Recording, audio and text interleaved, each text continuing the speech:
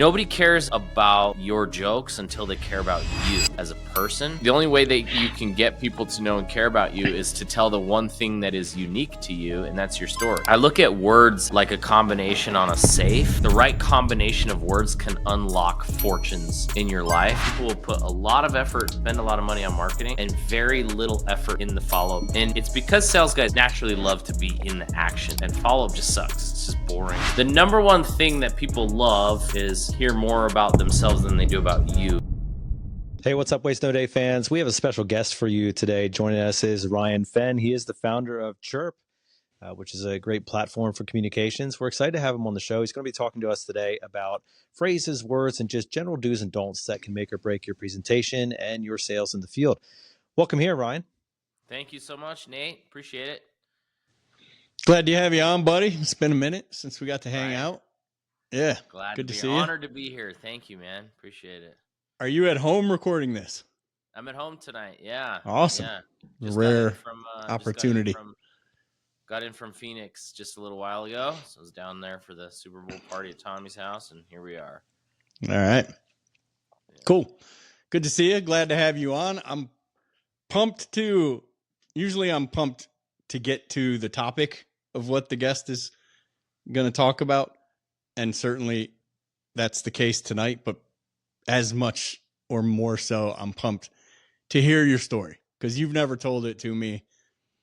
There's some rumors floating around, some stand-up comedy rumors and windshield business and some other things, but we don't need to perpetuate those rumors. Kudos from me to you to, like usually when people leave a certain lifestyle, they can't shake it. It's hard to leave behind. Like when I left Detroit, I had a mentor who beat me over the head to pull my pants up and lose the slang and speak like a grown up, as he used to say all the time. Right. But you have completely left any resemblance of a comedian behind. So congrats to you, buddy. Yeah. He's no longer funny. He's no longer right. Nailed it. Just Nailed compliments it. left and right. Okay. Completely behind. That's funny.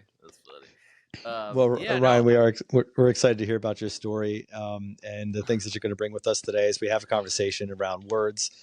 Speaking of things that can make or break your presentation, and not just words, but phrases, and just the general things like what you say and how you say it matters, just to simplify it in that way. But before we get to kind of that part of the show, we always like to hear a little bit about our guest. And we like to hear kind of your story, especially if you have any interaction with the trade. So why don't you kind of walk us through your history, right? Yeah. So as Brian brought up, I did do stand-up comedy, but that was 20 years ago. The rumors are true. But I the most I ever got paid was a Red Bull at the end of it. Wow. It's not like I was a professional comedian or anything, but I did go around and open for people. But I did have a fun night with Pauly Shore one night at the Improv in California. I have a good story about, actually I would say that probably the most important business lesson I've ever learned was from Pauly Shore, believe it or not. And it's stuck with me to this day. So I'll actually tell it because it's good. It's good to kind of lead into what we want to talk about tonight. But one night I was at the Improv in Ontario, hanging out with a bunch of comedians. Pauly Shore happened to be there that night, and I'm sitting there talking to him, and I said, "Hey, I'm a young up and comer. I want as much advice as I can get from anybody. I would ask any comedian I ran to, what advice would you give somebody?" And he said, nobody cares about your jokes until they care about you as a person. So basically what he was driving, he said, if I go on stage and I tell a joke about airplane food, this audience will laugh because they love me. But if you go on stage and tell, when he says airplane food, just a generic joke, right? That doesn't have any, it's just a generic whatever joke, right? He says, but if you go on stage and tell the exact same joke, you're going to get a much smaller laugh because they don't know you, they don't care about you. And so he said the only way that you can get people to know and care about you is to tell the one thing that is unique to you, and that's your story. And so he said, you're the only person that has your story. And so that's the only thing you have in comedy that's unique to to everybody else. And so you've got to tell your story as many times as you can until you have an audience that loves you. And then once you have this audience that loves you, then you can start telling airplane food jokes, right? But at first, it's all about telling your story. And I think it's really important that like really resonated with me. It really made sense to me because you hear these young comedians would go up and they would do like self-deprecating stories about themselves, and it was very endearing, and they would win over the audiences, and then eventually they could tell those kind of jokes. I thought that was really really cool, and it's really stuck with me. I feel like we're far enough along that you can tell us an airplane food joke. Yeah. But I stopped. Before I got to airplane food jokes, I left the business. So, but I got to the point, in business where I realized, especially, as we get into AI and everything, the one thing that we all have that's unique is our own stories. And it's going to get more and more so the case. Like most everything's becoming commoditized, right? Every home service is becoming more and more commoditized. And the way that you can differentiate yourself is by telling your unique story throughout the customer journey, helping people get to know you as a person so that they say, oh, I like that guy, I'm going to do business with that guy. Not, oh, I'm going to compare his product to this guy and this guy and this guy. It's just like, oh, I really like that guy. I trust that guy. I'll do business with that guy. So that's kind of that's like kind of just like leading into what I want to talk about today as far as the importance of words, how we use those words, how they can affect our sales process. I look at words as like combinations, like a combination on a safe. If you say the right words, they can unlock, like the right combination of words can unlock fortunes in your life. And it's also one of those safes that if you enter the wrong combination too many times, it'll lock shut forever. And it's the same kind of way there's words that can really damage or destroy our business, even if they're very subtle and we don't realize. There's obvious words that are going to destroy your business, but they're the very non-obvious words that can really crush us. So I'll go into my first business. I started my first. Well, let's say my first successful business. I did lots of little things. Trying as an entrepreneur, I tried lots of little things. I like digital marketing. I did affiliate marketing. Did all these little online things back in the early 2000s. And then I sold cars for a while. And then I sold pest control, and then I got married and had a kid, and that's when things got really serious. I had another mouth to feed, and so I had to take things much more seriously than I did before. Not that I wasn't before; it's just that I didn't need to. I would go out and sell a car and then make enough money to survive for a couple of weeks and go out. So it's like just didn't have that drive, as much of a drive. But when my first son was born, I started a windshield repair business. I had learned how to do it from a guy at a car wash, and I would do little chip repairs, and I would get paid. The insurance companies will pay you $60 to do a windshield repair, and it takes about 15 minutes. So it's pretty good. It's like it's good money if you can get customers. And what I would do is I would go door to door. I would knock on doors, and I would just say, "Hey, I'm your neighborhood windshield repair guy. Do you have any chips in your windshield?" And I would get enough in an afternoon. Like I'd go out for a couple hours in the afternoon, evening, and I would get like 2 or 3 chips to fix. Was And this in Utah? This is in Utah. Yeah. Okay. Yeah. Is it as bad as it is here? Oh yeah, yeah, yeah. You know, everybody says that. Everybody says, "Is it bad as it is here?" We've done it all over the country. It's as bad everywhere. It's like everywhere. But yeah, everywhere is pretty bad. Like you guys, Arizona, it's like the roads are really bad from cracking heat. But you get up, same up in where it gets cold. It gets real cold. The roads crack. It's like the same kind of thing. So it's a good business pretty much anywhere. But anyways, yeah, we'd knock on doors, right? And we'd get deals. I get 2 or 3, sometimes 4 in an afternoon. And at $60, that's almost $200 a day. And that was like great money for me when I was first starting out. But I didn't really know how to scale or grow the business. We would try to get people to go with us, and we hired a few door-to-door guys, and they would go out and they would get chips, but none of them would stick around more than like a couple of weeks.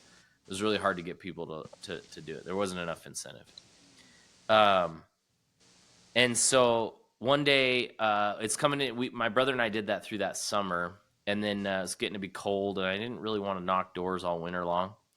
And I went down to visit my parents in California, and we went to see a movie.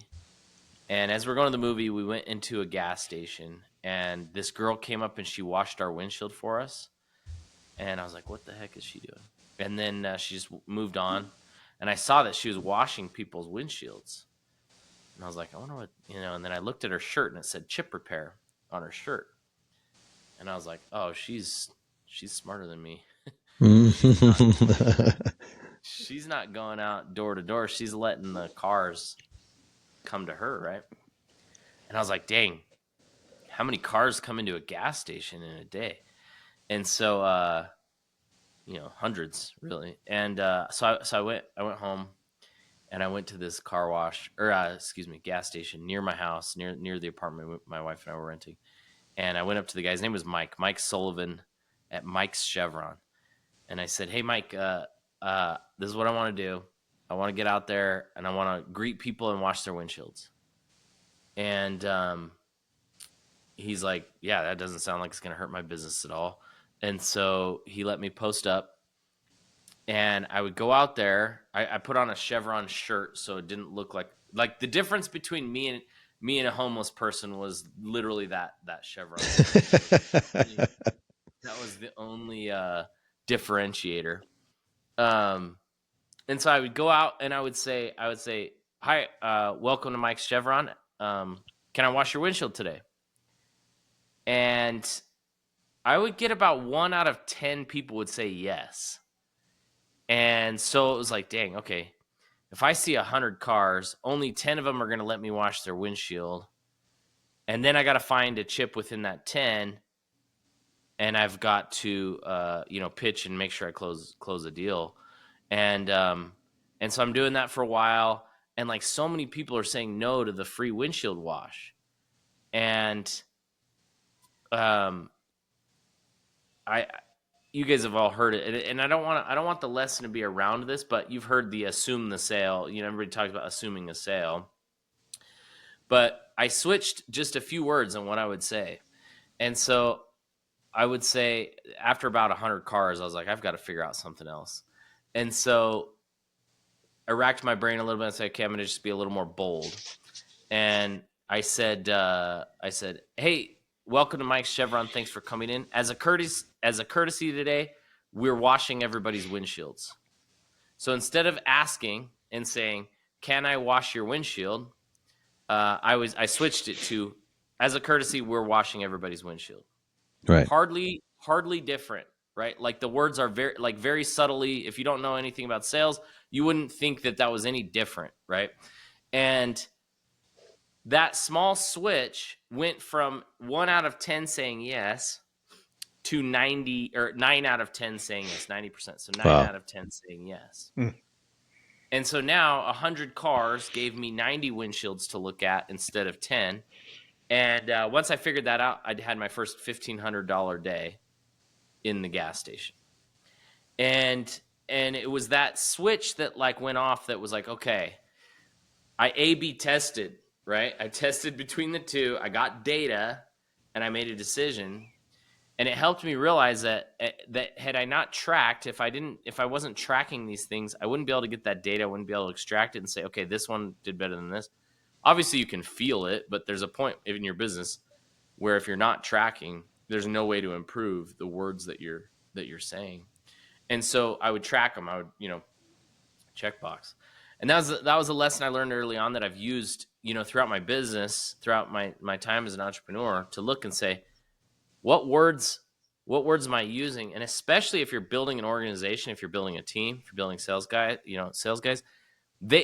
you might have one guy saying like one or two words that's completely destroying every opportunity that he has, and you can't know that if you're not in the thick of it, if you're not in the weeds, learning what they're saying and then A/B testing and figuring out what it is that's causing the yeses and the nos. You guys have both seen it. You guys have been in sales forever. You've seen one guy that comes out and on the surface he's crushing it, right?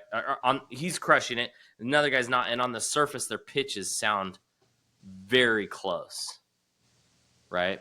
What would you say to that, Brian? Like, what's your, well, when I come into that, so you're talking about the two guys that come out of the gate relatively the same time, right. Or if I join the team, right. I think these two should be hitting at about the same level, same energy, same gift or what have you with connecting with people. And they have the same overall process. The first thing I would think of is exactly what you're saying, which is, as Tom Hopkins, the godfather of selling, wrote about in most of his books, is I would have to assume either we have a real significant body language issue or you have some cortisol producing words that are being sprinkled in throughout that presentation. Things like contract, sign, right? Sell, commission, the kind of things that when a homeowner on a service call hears them, their ears perk up, but not in a good way, right? Maybe makes the hair on the back of your neck stand up a little bit. And you don't quite know why. You don't think, oh, I can't believe he just said he wants me to sign a contract. My dad said never to sign a contract without the attorney. You just feel like, this seems like something I should think over. Why don't you give me a few days, leave your card there, and I'll give you a call back next week, right? Versus the guy who said, if I can get you to just endorse the paperwork here, we'll go ahead and get started. And you never had those little flare-ups of the amygdala shutting down the moment and disconnecting the relationship and giving you something that you have to quote unquote think over. So yeah, I would say you nailed it with the bad words being thrown in there. You're even further along in the sales process towards the close, right? Where you're using those bigger words. And in this scenario, I'm not even to the point where I've been allowed to even look at their windshield yet. And I'm already killing the deal, right? I'm already like crushing my opportunity. And it goes, it's like, and you said body language is like super key. Obviously the way that we convey the words through our body language is super important as well. But it's like, even at the very beginning, you could be saying something that's a time bomb for later, right? You could be saying something that the combination just ends up ruining it later. In that scenario, I was saying, can I wash your windshield? And the instinct, just the natural, normal instinct is just go, oh, no, thanks, I'm good. Like, no, thanks, yeah. No, thanks. No. This is something plumbers run into. Well, really all the home service techs, but plumbers in particular, because we go in for a clogged toilet in the guest bathroom. And most of us who are worth anything at this point in 2026 are thinking we definitely need to test the water, right? We need to bring up what's floating around in the water. We need to find out what kind of system they have or whatever. And the old school model that probably most plumbers still beat their head against the wall to use is to do exactly what you did and ask for permission. And this is how I started at Ken Goodrich's old company in Vegas, where I'd go up to the client and say, well, if you come come to the kitchen with me, I can test your water for you real quick if that'd be okay. You know, and you just get very low ranking, begging, almost asking permission. And I would find that if I had a really good relationship with people and did it toward the end, I would get it most of the time. But if there was no really good relationship, I would get told no every time. Oh, we're good. We're good on that. Don't worry about it.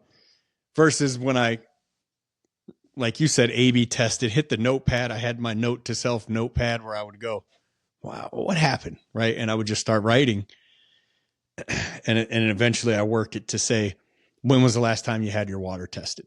Let's role play it, Ryan. Ryan, when's the last time you had your water tested? I don't know if I've ever had my water tested. You don't know if you've ever had your water tested? Follow me over to the kitchen faucet. And we just start walking. Like, holy crap. Yeah. and I act like so shocked that, you know, even if you say, well, your other guy did it 3 months ago. And I'll go, it's been 3 months. All right, come on, follow me over here real quick. This will only take a second. And we just get to it, right? Like you. Because if I pulled up to the Shell station around the corner here and a dude asks me to let him wash my windshield, I'm like, I don't have any cash. I don't want what you're selling. Like, whatever it is. Like, bro, no, we're good, man. It's just a few bugs. Like, no big deal. But if you're just like, hey, man, for all Shell customers today, we're scrubbing these windshields down for you while you go ahead and get your gas. I'm like, that's awesome, bro. Like, fist bump And then I'm thinking, like, do I have a couple bucks? You know, but it's right. Exact same service, slightest twist, and all of a sudden you've completely shifted the whole game. Yep. And you go, it's great. You're doing me a favor versus getting ready to sell me something just based on the few words that you changed up. Right. Now, Ryan, just to interrupt you real quick there. Sorry. You had mentioned a couple of times, and I think it might be helpful for the listeners. You keep saying A/B test. Tell us exactly what you mean when you say that. Well, we can call it split testing. We call it A/B testing. This is, both in real life scenarios, and then also in your follow up in your online funnels and all of this. It's important that you're always split testing headlines versus each other. Follow up scripts versus each other. In this scenario, I've got 2 scripts, right? I've got, can I wash your windshield today versus as a courtesy, we're washing everybody's windshields today. That's my A/B test. And I'm going to say, let's do 50 cars on that one and 50 cars on that one. And let's get the data and see how many people said yes. Because what we're trying to do ultimately is build a funnel, right? And what we need to do is start with a amount of people that are going to allow me to look at a windshield. And if 100 cars are going to come into the gas station, and I say something that only gets me 10, now I have to create my entire life and my entire business out of those 10 windshields. Whereas if I make that switch, I can now make my business out of 90 windshields versus 10, right? And that's the difference that could be happening in your business. That could be something, you could be doing something in your business right now that you've been doing forever. And you're going, yep, we get 100 people to the website. X number will fill out a form, and X number will, actually submit their information. X number will answer the phone when I call. X number will book.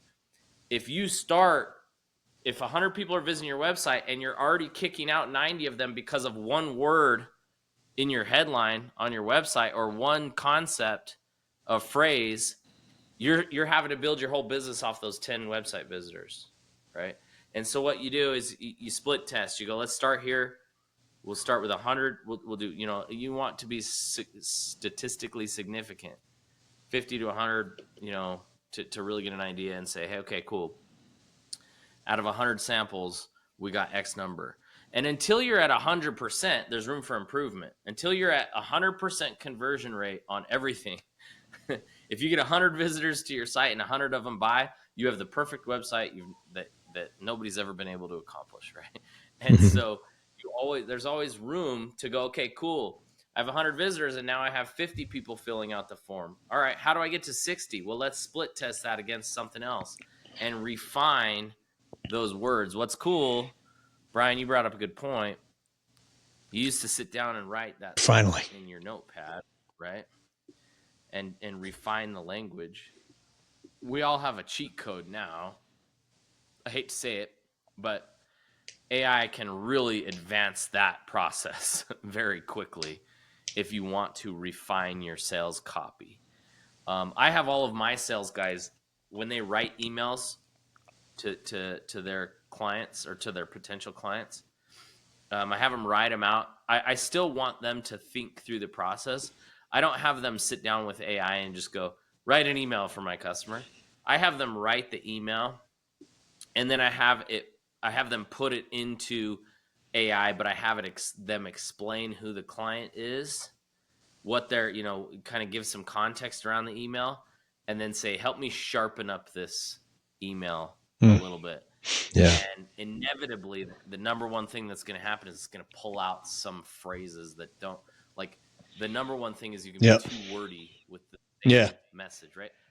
The best copywriters in the world can get a message across with like 3 words, right? And so it's always a refinement. How do I pull out words? How do I get stuff out to get this down to the right message? And AI can help you advance that process. I know nobody listening to this show has any idea that this exists, but I can get a little wordy from time to time. Yeah. And I'm sitting here, we're cranking out 2 short form reels a day. And I sit around, like if we're sitting watching a movie or something like that, I'm almost always sitting there with the iPad open in my notepad, just really combing through calls that I ran throughout my career, calls that I helped text through, listening to guys' sales and service calls on the recording software, and then challenges that people bring me in Blue Collar Closer and in the Waste Sunday Facebook group and whatnot. And I'm thinking through the ways that we've helped overcome ourselves or whatever. And then making little titles for reels out of them, right? Just boom, boom, boom all the time. Cause I got to have 14 a week. So I'll say I'm going to write a 45-second reel right now. And inevitably I'll start a timer and read it, and it's 3 minutes and 22 seconds. Right. So I'll say it into my phone, and it's like, transcribing it, and then I'll copy paste it, throw it into my little project in ChatGPT for it, and say, add some brevity, meaning funnel this down to 45 seconds for me. And I'm always amazed at I'm like, you son of a gun, freaking AI said it. What I was thinking 10 times better than the way I said it. Yeah. Right. And you look at the words and you go, whoa, like it takes out a whole sentence, and you're like, why did I didn't need that at all. Didn't even need to be there. So they say, like, if you're an expert in something, let's say you understand, Brian, you understand something at a level 10. That's expert. Let's say level 10 is expert, right? And then you want to sell something, you want to explain that to somebody, and you say I'm going to dumb it down for you. And so what ends up happening is you dumb it down to like a 7 or an 8. And what really is needed for the audience to absorb it and understand it is for you to dumb it down to a 1 or a 2. And you're going from expert 10 down to 7 or 8. And we need to get it to a 1 or a 2 for it to actually land. Yeah. And we think we're done. It's because you spend all your day, every day, focused on this one thing. And then you're going to it's like the HVAC guy that shows up to the house, right? They don't care. The people are going, it's hotter in here than it should be. That's all I care about, right? That's all I'm thinking about. And he's going, oh, this or that. And he's going on. And they're just like, it's just like overwhelming, right? They're dumbing it down to a 6 or 7, maybe an 8. And it's like, get it down to a 1 or a 2. Brevity, simplicity. And that's it's really hard to do, like you said. A lot of sentences you don't realize are needed in there. But that's what I say. It's like, I'm having a hard time because I don't want to just tout AI because I'm like kind of anti-AI, even though I sell AI. But it is really, it's like, I can't fight it. It's very, very powerful to be able to do this much faster. Yeah, it's super helpful, but there is that. Well, there's already being some pushback on it, and even in the home services we're feeling it, but in the world, I would say in general, where people are just kind of ready to back off of it a little bit. But oh yeah, as much as it makes things more simple, I think it has the danger of making us too simple, right? Because how old are you, Ryan? 43. Yeah, so we're going back, right? You're selling windshields how long ago? 15 years ago, yeah. 15 years. No such thing as AI. No such thing as software helping you. I'm going back. Yeah. I mean, got to Ken Goodrich's company, started selling 22 years ago. And yeah. The only thing I had at the time was like the yellow Tom Hopkins Selling for Dummies book and Brian Tracy's Psychology of Selling and Dr. Robert Cialdini's Influence book and these kind of things. And like, for the most part, reading them, right? And then just scribbling words down and then having to go out and take these presentations that were built largely for car sales, home sales, insurance sales, and turning it into plumbing sales when people are not expecting a salesman to show up at the house. And it was like a lot of brain work for a guy who dropped out of a Detroit public school, right? So I wasn't educated. Wouldn't say I really knew how to learn, but I was pissed off enough that I was getting my butt handed to me left and right by guys that I felt like I should be beating and running, say 20 calls a week and closing 8 of them and just leaving stupid amounts of money on the table for things that I'm like, even before I was in a selling role and when I was making hourly, these are the things I would have recommended to these clients then, whether I got paid for it or not. So I know they need to be done or that the family would enjoy these things. But my inability to take what was in here and in my heart and in my brain and present it to you in a way that made you understand it the same way I felt it was costing me sales. It was costing the team revenue, and it was costing that family either something they would really enjoy, or they're going to the next plumber or plumbing team to get it by what I would consider a far inferior plumber to myself, obviously. And who knows, right? I'd be getting with some scam artists now or getting somebody to do some shoddy work. So we had to, back then, it was do or die, a fist fight to learn everything and figure it all out versus, I don't know. I mean, I saw an Andy Elliott commercial last week, whatever, on YouTube, where he's like, here's Andy AI, where you pay so many dollars a month for a subscription. And when you're on your sales call, you can just tell the AI app what you're dealing with, and it'll use my words and my voice to give you what you need to say and do next. And I'm like, this is pretty cool. Like, I can't imagine having this in my shirt pocket when I was in my 20s selling.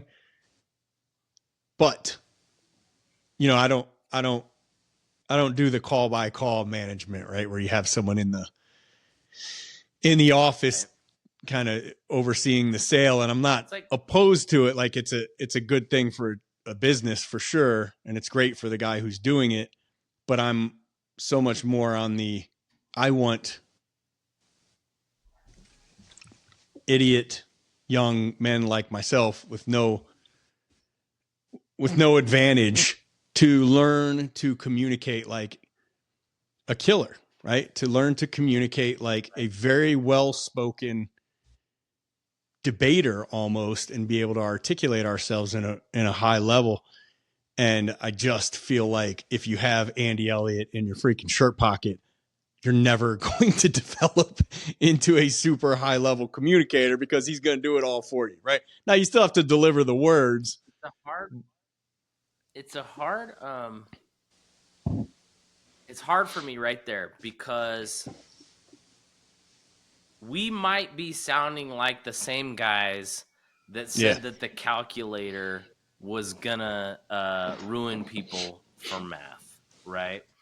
And maybe it did, maybe it didn't, but we're far better off because we have the calculator, right? Sure. And we're not doing slide rules, but like they use that stuff to get people to the moon, right? And it's like you think about it and you kind of go, well, okay, maybe the skill is changing, but the development is the same. Meaning, we're not having to develop the same way that you and I did by writing things down, but we're having to get really good at understanding how AI works and how to prompt it right. Because like before you had to write down an equation, right, and figure it out, and now you can plug it into a calculator, but you have to learn how to use the calculator properly, right? And so it's like one of those things is like, is that the next stage of human development, is understanding how to manipulate this tool? And so we're having to access different parts of our brain to start to develop that. I don't know how much I want to go down that path of arguing that I'm kind of trying to be. It's like we're starting to become the old guys, where we're like, back in I'm my pretty day. old. Yeah. Yeah. I'm like, I got an 18-year-old and you have sons. I mean, I have 4 kids, but my 18-year-old recently joined us on the plumbing team in a passenger seat. And I'm like, I'm certainly not trying to get him not to use AI to his advantage. Like that's not the case at all, but I am sprinkling in as much as possible of like, figure this thing out, get out there and go communicate, even to the point when he was young, making him go up and talk to the cashier and to the waitress, or, go have these weird conversations that made him super uncomfortable, and video him and make fun of him when we got back to the, what you got to do to make communicators out of them. But certainly it's like, here's the thing where AI will give you a fast forward button, right? Same results, less time, go get it. Just make sure that it doesn't replace your ability to think, learn, diagnose. Yeah, it's an interesting. It's going to be interesting how this all plays out. It's definitely world changing as far as the technology goes. The next kind of, I think we should kind of talk a little bit about this, because we've kind of really nailed down the importance of like the actual words you're using, and we can talk also about how the words are delivered, and then like the frequency, because people aren't, and you guys know where I'll head with this, but follow up is my game. That's my business. I've built my entire career out of the idea of follow up, and that the fortune is really literally there in the follow up. We spend a lot of time and a lot of effort marketing, and it's crazy to me to see it, that people will put a lot of effort, spend a lot of money on marketing, and very little effort in the follow-up. And it's because sales guys naturally love to be in the action. They love to be closing deals, and follow-up just sucks. It's just boring. Yeah, your conversion rate's typically lower on a follow-up, so it's more rejection, and they hate it. Yep. And so I've always said, it's like the owner who's generating the leads is frustrated because the sales guys aren't following up enough. The sales guys are frustrated because their close rate isn't high enough on the follow-ups. They don't buy. So this is this like eternal battle between the owner and the sales guys. The way that I developed this, the way I kind of understood this, there's 2 parts to follow-up that are really important we can talk about. But once I kind of nailed the windshield model, we scaled into like 9 locations. Some dealerships invited us to come work with them. We ended up having this really good business. And then I wanted to, this was 2013, 2014, as Russell Brunson, if you're familiar with him, I'm a big fan of Russell Brunson, ClickFunnels, the early funnel builder, and I had the idea to start a course, an online course, how to start your own windshield repair business. And I did videos. I put together this training course, and I just had I just like back then it was really hard for me to figure out how to do a screen capture video, like to just record my screen even. And so I would do these PowerPoint videos on how to approach somebody at a gas, like all the stuff I was just talking about in a gas station, like what to say, how to get a gas station that will let you do it. And I started selling that course. I made like $2 million selling this course, and I would do it. I first started putting ads out, and then people would call. I'd get on the phone with them. I'd tell them all about it. Sometimes if they were local, they would come in and I would show them what we were doing. And that wasn't scalable to a degree. I could do a couple a week, but I was making a lot of money. I was making, I'd sell 2 or 3 in a week, and that was like $5,000. So it's, it's a lot of money. And then I started running Facebook ads, but I couldn't get these Facebook leads to convert. I was getting a lot of leads for very cheap, but I couldn't get them to convert. And I was kind of faced with the same problem. Like, how do I go from, they just pulled into the gas station, they have no idea who I am, into shut up and take my money? How do I get to that point with these leads? And they would come in, I would call them, they wouldn't answer the phone. It was this big problem. And then I found that if I texted them, and I texted them very quickly, I could get them to answer, I could get them to respond. And then it was, okay, now I got them to respond. There's step 1. What's next? And I would invite them to a webinar, to watch a webinar. It was a 45-minute to an hour-long presentation. And they would come to the webinar, and then I would pitch them and I would sell them. And I was doing that over and over again. And every webinar was a repeat of everything that I was saying over and over again. And I was like, well, why don't I just record this? I'm saying the same thing in the webinar every time. It's working, it's converting, but they have to wait until Thursday night or whenever I was doing the webinar. Why don't instead I just record it? And then the moment the lead comes in, I'll send them that recording, and they can watch it right then or whenever they want. And it's much more convenient than waiting till Thursday. So I recorded the webinar, and that was the key for me for that business. That's how I made the $2 million. Was lead would come in, I would say, hey, thanks for your interest. Are you interested? What on a scale, I would actually ask, on a scale of 1 to 10, how interested are you in making money with windshield repair? Inevitably, they would say 9 or 10. Sometimes they'd be like 8, depends on, whatever. And then in that case, I would say, great. If that's the case, watch this presentation, 45-minute video. They would watch that. And 2 things were happening in that video that bridged that gap between not knowing me and being willing to send me $3,000 for the course. And the first one was I was educating them on what the actual opportunity was, which was obviously the idea. But the more important part was they were getting to know me as a person and going, I like this guy. I resonate. His story resonates, because I would tell them the whole story of me going out door to door, and I'd say, and then I figured out how to actually get business.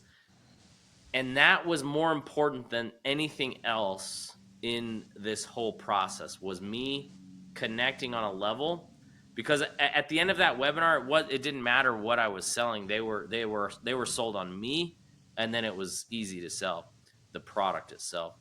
And so that's where I go into the importance of storytelling, getting to know your clients on a personal level, connecting in some way that makes them feel like this is not transactional. It's not just, I'm here to sell you something and get out of here, and doing it in an authentic way. Because if you're trying to fake it, people can pick up on it very, very quickly. It's a skill that you have to develop. But as a human being, you should have like the you should have the goal to connect with people on a human level, and then you're going to take their money, and so you should do it in a way that's like, hey, you trust me, I trust you, let's do business together. And that's what was happening. I didn't realize it was happening in that video. I didn't know that. But later I determined, figured that out, because what happened was I tried to shorten the video and just sell it, and it didn't sell anywhere near as well. Because I took out the story part and kind of just said, hey, this is windshield repair, this is how it works, and I couldn't sell it anywhere near as well. It was when I told my story that really resonated.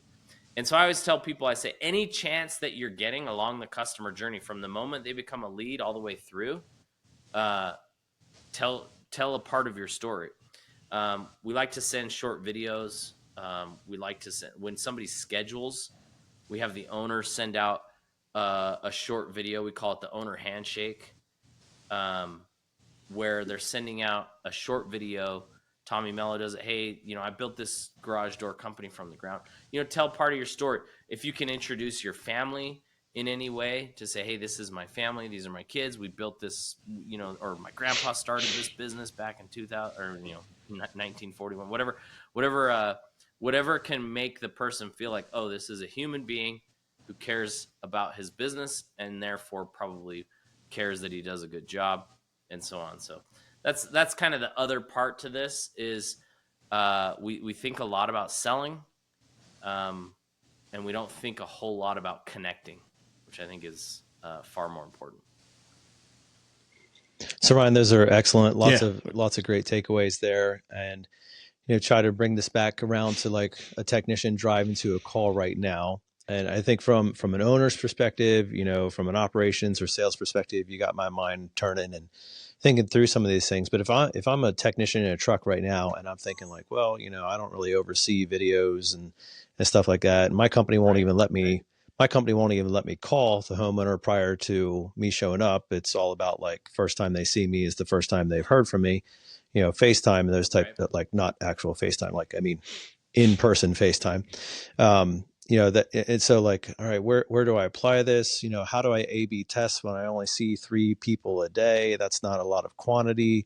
Walk us through some of these ideas that you're discussing here when it comes to the home services and guys who are on the front line and they're driving to a call. Maybe they see 1, 2, 3, maybe 4, maybe 5 if it's a really busy day, clients today. How can they take some of these principles that you're talking about, whether it's testing the way that they do something, or it's trying to tell that story in the home when the homeowner is like trying to answer a phone call and the kids are yelling, the dogs are barking, the TV is going off, and like none of this is perfect, Ryan. We don't live in a digital world out here in the technician land. We live in the real world where all kinds of things are going south on us, and I'm just trying to fix the plumbing. Right. Um, I so I don't want to sound pretentious. I haven't sold plumbing. But what really helped me, so what one thing I haven't been naturally good at, I can be really, I have really bad ADHD, and so I can be really like heavily focused on something, and a lot of things can fall to the side, and I'm not very good at, I'm not a very natural networker.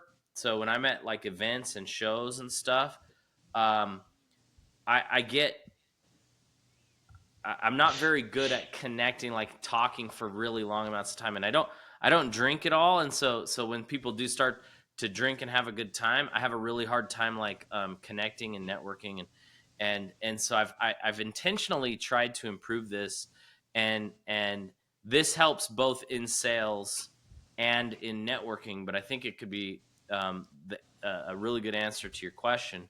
But one thing that really helped me is the 2-to-1 ratio, in communication when I want to connect with somebody on a human level. The number one thing that people love to hear is, uh, um, they want to hear about themselves. People are, we're all to some degree self-centered, and so they generally want to hear more about themselves than they do about you. And you've heard this, the me monster. You go up and start talking to somebody, and they just take over and just start talking about themselves. And it like there's no like there's no connection going on. It's just one person spewing out words and the other person just kind of like, oh, okay. And so this 2-to-1 ratio really helped me to both not be the me monster, to go one way, and then also be to not be enough. And the 2-to-1 ratio is talking with somebody and asking them 2 questions about themselves, having them talk, and then giving back 1 thing about yourself in response. And so that ratio really helped me. Brian, you've seen, I've become pretty good at networking. I have some pretty good friends in the space, and I've become pretty well connected. And that was a part, a way that it really helped me. And what it is, for example, I would say, hey, Brian, we're sitting down, we're talking, and you just go, you look at a picture on the wall in their house, and you say, oh, what's this picture on the wall? I'm looking at a picture on my wall in my house, and I'm thinking of it. It's where my wife and I got married. So if somebody asked me, they said, hey, what's that picture on your wall? And you go, oh, that's where my wife and I got married. And you go, oh, cool, where's that? So that's 2 questions, right? That's where my wife and I got married. Oh, cool, where's that? Oh, it's Redlands, California. It's near where I'm from. Really, Redlands. And then what you do is you find, usually within 2 questions, you can find something that you can relate back to them, right? Oh, Redlands, I've been to Redlands before. I was driving through, or I have a family member there, or whatever, right? Or oh, when did you get married?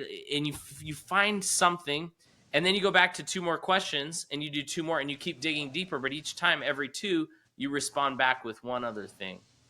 And that has helped me connect with some of the biggest names in the industry. Just do like it comes off as unnatural at first. It's a skill that you develop if you're not good at connecting with people. And we're not. Really what got me from the beginning. We all operate in the we're not good at it. We all naturally operate in the 1 to 2 ratio, yeah. which is, I ask Ryan, where'd you get married? He says the Redlands in California. And then I give him 22 pieces of me before I finally circle back and ask him another question. And this is what we do naturally, especially if, like Ryan said, you're not good at it naturally. Well, then nervousness takes over, and nervousness comes in many forms, but one of the biggest forms it comes in is oversharing and trying to talk to fill silence. And what can you talk about? You can't talk about the other person you don't know. So we've got to all become me monster, and we start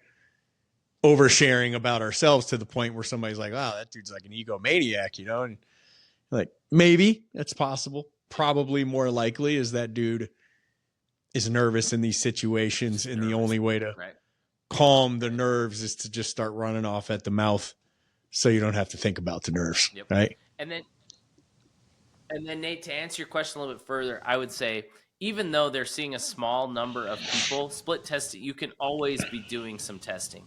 You can always be saying, how am I greeting people? If you think of it in terms of, and I don't have the specific answers, but if you can think of the mechanics of washing the windshield, I always tell my team when we're talking about stuff, where's the windshield here? What are we doing? How are we getting to the opportunity? Just like Brian said earlier, it's like, how do I get to the water test, right? That's the wind. How do I wash the windshield, right? And so every time, just like Brian said, what are you saying to get to the opportunity, and how can I tweak that? But you have to do it in a way that you're paying attention. You can't, and this is the hardest thing to do for any sales guy, is to do one thing enough to get a little bit of data from it, right? We always switch it. And the key is to not switch more than one thing at a time. If we're switching multiple things in what we're saying, we don't know which one was causing the problem and which one fixed it, right? We can't. It's the same thing with digital marketing or anything. It's like, if I change too many words, or I change too many parts, let's say I change the webinar and I also change the ad, I go, which one broke it? Which one wasn't the thing? So you have to be disciplined enough to take some notes on your visit. When I was out in the gas, I'll give you a good example. When I was out in the gas stations, we would not check box people coming in for a while. We did it for the first few months. We wouldn't take any notes. It wasn't until somebody told me that like that's like the number one thing I should be doing. And so he kind of helped me break down a way that I could track what was happening. The cars would come in, and that was one checkbox. That was a checkbox. If I washed a windshield, that was a checkbox. If they had a chip on the windshield, that was a checkbox. If I pitched them, that was, and if I closed them, that was. So those were the KPIs, right? And at the end of the day, I could look and say, okay, I saw 100 cars. 40 of them had, 50 of them said yes to washing the windshield, or whatever it was. 25 of those had actual damage, and then 5 of them said yes. And in that scenario, I could look and see, where can I improve? What can I fix? And I could say, okay, I have a pretty good close rate, but I'm not seeing enough damage. Maybe I'm not looking at the windshield closely enough. Or maybe it was the first problem, which was my pitch was wrong at the beginning. And I could, because I took those notes, I actually had something to go off of. So if your sales guys are saying 100 different things, if you're in a house and you're saying 100 different things, you're not going to be able to track what's working, what's not. And I would say in that scenario, find the KPIs, take the notes, have the discipline to come out and say, okay, what happened? What did I say? Find those 4 or 5 KPIs, maybe even 3, like 2 or 3, and say, where could I improve? Because when I started to scale and started to get guys at gas stations, I could look at their chart and I could say, look, you saw 25 chips, but you only closed 1 deal. I know that you're not closing well. You're finding the opportunity. You're getting enough people to say yes to the windshield wash. You're finding the rock chips, but you're not closing the deal. So something's off there, and we could focus in on that problem. But had he not taken those notes, I wouldn't know where to start. I wouldn't even know. I couldn't know what problem to fix. And so if you're not taking detailed notes of each visit and attempting to improve, there's no way you can figure out what the problem is. So hopefully that kind of. Oh yeah, absolutely, Ryan. That's very helpful. And I think just to kind of add on to that, when you're talking about A/B testing, it's not like, hey, I knocked on the door 3 times instead of 2 times, and then I closed on a new faucet. Like that's 16, like a Yankees fan in the playoffs. I only wear one sock when they're in the playoffs, and they've won like 80% of the time. Yeah, you're A/B testing the next step, right? Okay, so fine, you want to do something around like your entranceway or your greeting at the door or whatever. It's not about, did you close that call? I mean, you should still track all the way through and you should still arrive at that information. But it's probably more along the lines of, were you able, like A/B test a way to spend 10 minutes in the lobby or the foyer instead of 5, right? So like, if I add this question, or if I force this, not force this, but if I like dialogue longer, or I just interact with the homeowner more, and I'm A/B testing length of time in the foyer against their warmness to me at the next step, right? Like we keep going down the line because we can't just automatically get to the close because we've skipped 17 different factors that could have happened in between then and now. 100%. That's the point. So from the moment you go into the moment you close, there's got to be, like I said, probably like 3 KPIs that you could start with, right? That you could, and you gave the example, like how long to talk to somebody before you're going into this, how many questions are you asking, like how much time am I spending connecting with the homeowner? But you'd want to find like 2 or 3 at the beginning to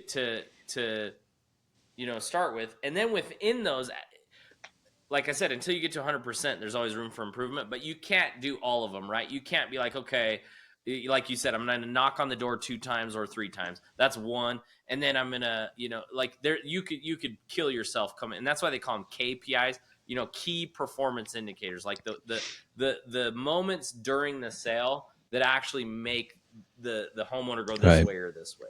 Right. And so you're looking at those moments, and each one, we call it like closing at the highest level, right? I can't close a windshield repair until I've closed him on washing his windshield, right? So I closed at the highest level. It's the same when you're on a call with somebody. You're not they're not with their wife, right? You're not going to close them on the phone. But the close would be to set the appointment. That's the highest level that I can possibly close that thing at, right? And so it's the same thing when you're in a door. What's the next micro commitment to get to the next stage of the funnel? And each time I'm doing that, I'm trying to track and go, okay, cool. That worked 90% of the time. That's I'm going to focus on something where I'm far less sufficient, right? And that was the same thing. If I was at the gas stations, if the guy saw 100 windshields, he saw 5 chips, and he closed all 5 of them, I'd go, cool. You closed all 5. That means your close rate is 100%. You're really good, but you're not seeing. I know that 25% of windshields have chips in them based on all the data that I have. So you're not seeing the windshield chips. So there's something there. Let's focus on that. You've got the close down. Let's focus on finding the chip. And then then it's like, oh, cool. And then he's like, it's like, oh, you unlock that part. And now he's seeing 10 chips and he's closing, 8 or 9 deals. He's like, oh, that guy's a killer. But we just needed to unlock the opportunity for him. Right. Yeah, I think that's so good, Ryan. And it is really about funneling things down. And you spoke earlier about how you are intimately involved in the AI business. And so as we kind of wrap up today's episode, talk to us about some of that funneling concept in what you are and have been doing with CHIRP. So, like I said, CHIRP is follow-up. That's where we focus our energy, is follow-up. Now, what we're really excited about right now is, over the last 7 years, we've been sending text messages to follow up with leads. Hundreds of millions of dollars of deals have flowed through this follow-up process in the home service space. And one of the things that I didn't know how I was going to solve for this, and I didn't realize I was building something worth what I think is going to be potentially billions of dollars. But those 7 years of hundreds of millions of text messages are sitting in my database. And I didn't know how I was going to use those text messages to make a difference, because who's going to sit down and read through hundreds of millions of text messages and find like, oh, this one worked, but this one didn't, right? This I know phrase who worked, but this phrase didn't, right? Yeah. We talked about it earlier. So recently, yep. So recently, this last year, we've been having AI read through these text messages and start to spit back patterns. And there's all kinds of like crazy stuff coming back that we would have never guessed. Like, I never would have guessed that the best time to send an estimate rehash follow-up text message is Monday morning before, like, between 7 and 9 a.m. That's what AI is telling me is the best time to follow up with it. Like, you never would have guessed that, right? It's like, and then like we're finding that like certain cadences in different regions of the country work better than, here or there. So basically what we're developing is an AI brain that's saying, again, we don't want to completely remove the human from this process, but we want to give them a head start into follow-up and say, here's a pre-built AI brain that knows how all of these people have been following up, and it's going to give it the best thing. And then of course we're going to A/B test with that. So within our new platform, we've retooled and rebuilt an entire new platform, and we have the ability to create campaigns versus each other. So we can say, have this AI compete against this AI in an A/B test and figure out which one follows up better. or if I want to do a manual drip campaign versus a regular campaign and have it follow up, which way is best. But this is arming the sales guys. Ideally, the idea will be that we're following up consistently and perfectly, so that the sales guys can focus 100% of their effort on the thing they love doing, which is closing deals, going out to these appointments, right, and not worrying about following up with leads, because AI is taking care of that. So it's this combination, this blend of human and AI that we're hoping is kind of the key to massive success for companies that use us. So That's fascinating, Ryan. And I think that's really one of the most interesting uses of AI is the ability to digest massive amounts of information and then break it down into useful insights or patterns, and really for the more opportunistic potentials, right? And that's essentially what you're creating. You're creating a tool that is able to analyze huge swaths of data, even regionalized data, patternize it, and then be able to spit it back to the actual human user and say, hey, this person's based out of the Southwest. You should probably choose this time to respond and in this type of frame of lingo or slang or whatever. And like, there you go. You're not creating a perfect system, but you're almost rigging the chances in some sense of way. Well, like we're handing the calculator. We're handing the calculator to the mathematician, right? Yes. You Yes. still got to know what you're doing. Oh, of course. We're just giving them a tool to really crank it and get ahead. So. That's amazing. Well, Ryan, if people are interested in learning more about your story or CHIRP or the cool things that you got going on there, where's the best place to find that information at? Were you going to say something, Brian? Did you want to jump in there real quick? Yeah, I was gonna say what. Sorry, I forgot. What's the name of your podcast? Our podcast, Win Your Mind, Win Your Market.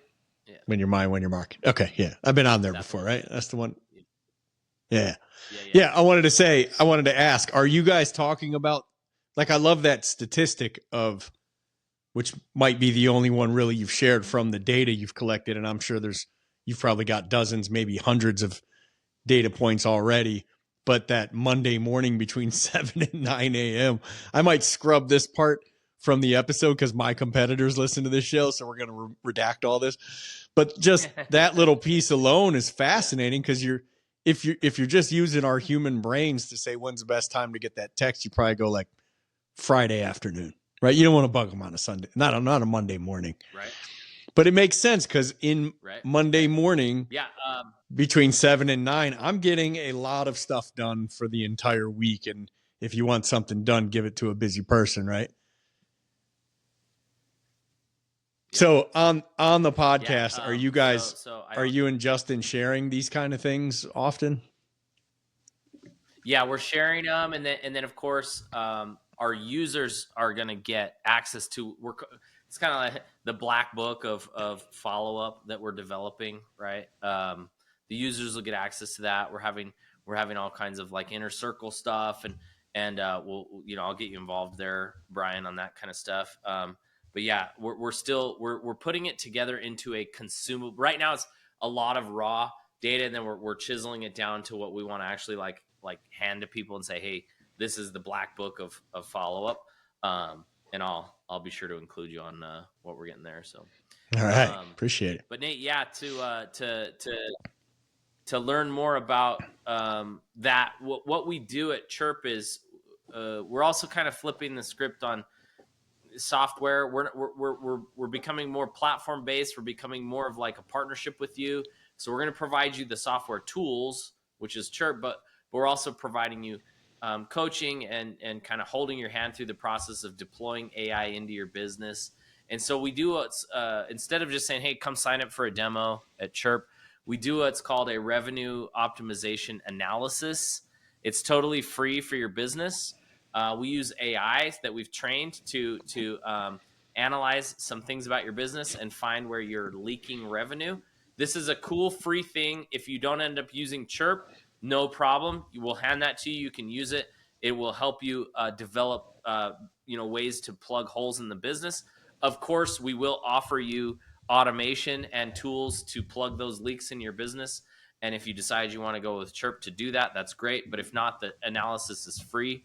You can get that at chirp.com. There's 2 I's in CHIRP, so CHIIRP.com. Sign up for the analysis. It's a 30-minute thing. It's really cool. It's personalized to your business. We'll kick you a whole report, send it to you, and then you get some cool information there for free. That's me washing your windshield, right? Yeah. And I will find the chips in your windshield, and if you decide you want me to fix them, I'll fix them for you. If not, hey, at least you know they're there and you can do something about it. That's great. And Ryan, is a website? How do people get access to the find that? How do people get access to the Revenue Optimization Lab, which is what, weekly webinar? Oh yeah, so Justin is doing the Revenue Optimization Lab series. That's what you were talking about. That's what you were talking about when you said podcast. It's the I was talking about the show that I was on before. I will be on the lab as well, but that's more of a webinar. Yeah. So Justin, I think it's twice a month. He's doing the Revenue Optimization Lab.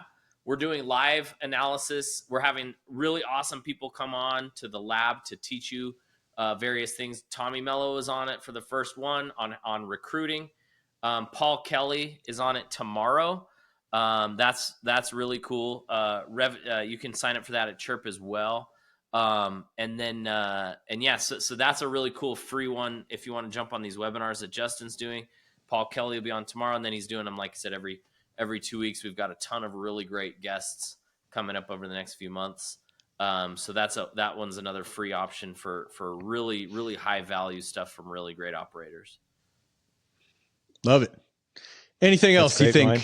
And Nate and I, or the dozens and dozens of people listening should be aware of? I would just say lean into it. Lean into everything. For me, I'm leaning into everything that's gonna make me sharper, make me better. With AI, I'm not treating it like, hey, do this for me. I'm treating it, how can I be smarter than the other guy using AI? Because that's what's happening. And it's not a matter of, oh, I'm not going to use that, I want to be smart. It's like, the smarter people are going to be better at using AI. So just, it's like figure out how to use it better, how to get better at it, and just practice. It's really awesome. So. Well, that's a great place to leave it, Ryan. And our guest today has been Ryan Fenn. He is the founder of CHIRP. That's with 2 I's, CHIIRP. Make sure you check out everything that he was talking about there. He's got a podcast. He's got the website, which is chirp.com. And of course, he has so much more to offer with what he was talking about today. I think it was a great, well-rounded episode. We appreciate you being on, Ryan, because I think you gave everybody a little bit of piece of something to think about, whether you're a marketer, an owner, a sales professional, whether you're a frontline technician. I think everybody kind of got something to just kind of like, oh, that's an interesting thing. Maybe I should give that a shot and try that out. So we appreciate you joining us today, Ryan, and it's been a pleasure to have this dialogue. Thanks so much, guys.